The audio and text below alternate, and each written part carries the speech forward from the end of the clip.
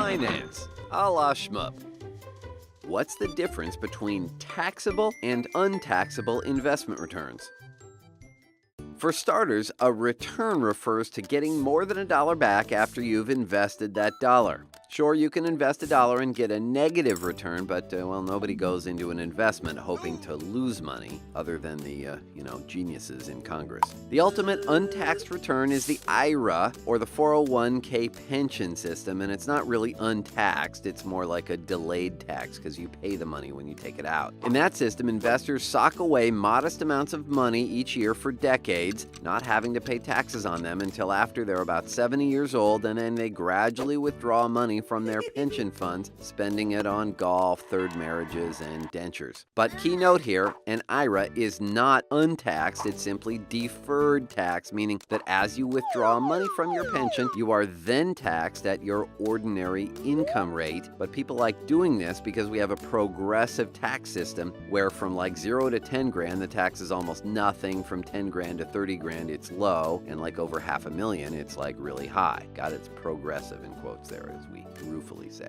And yeah, the IRS doesn't let you get away with anything. They'll eventually tax pretty much everything you've got. That said, the pension and retirement system is a really big benefit for most Americans who are either undisciplined about saving money for their old age or clueless about how the system works, and government, holding their hand, sometimes squeezing it so hard it hurts, helps them to not have to live in a station wagon parked outside of the storage depot when they're old. So those returns are taxed eventually, but figuring out how good or bad your return is revolves largely around when you decided to pay the tax. Presumably, in your old age, you'll earn less money than you earned when you were working that full-time job, so that tax rate will likely be a lot less when you're 75 than it was when you were 45. All right, at the other end of the wealth spectrum, you have hedge funds. All right, so those are an example of generally untaxed or delayed taxed investment returns. You only pay the tax way at the very end, so you don't really worry too much if you trade stocks and realize gains and have high churn mutual funds inside of your IRA. As long as it performs well, at the end of your working career, you'll have a bunch of dough to go spend on golf, dentures, and third wives and all that stuff. Okay, they have beautiful offices, fancy jets, they cater to the wealthy people on the planet, and the numbers can be very deceiving because every gain on a hedge fund is taxed, and most people don't have hedge funds in their IRAs.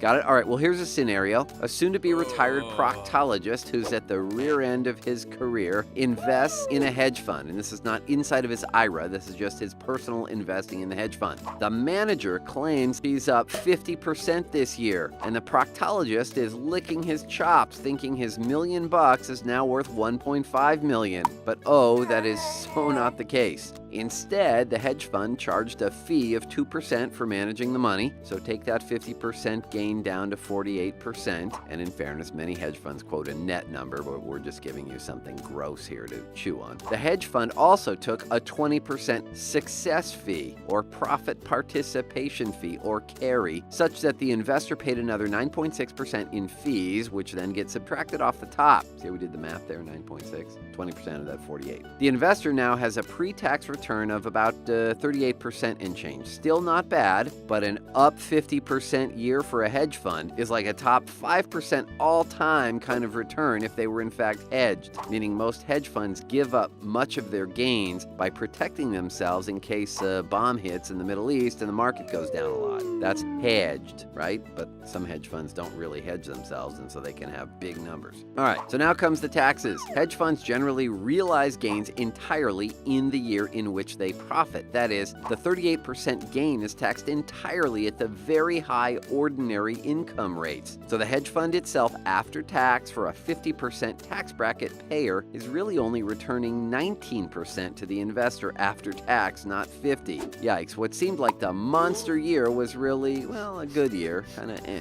So let's just hope our proctologist pal didn't start spending all that money he thought he had, but really didn't. So we got a feeling he's gonna have to start from the bottom once again.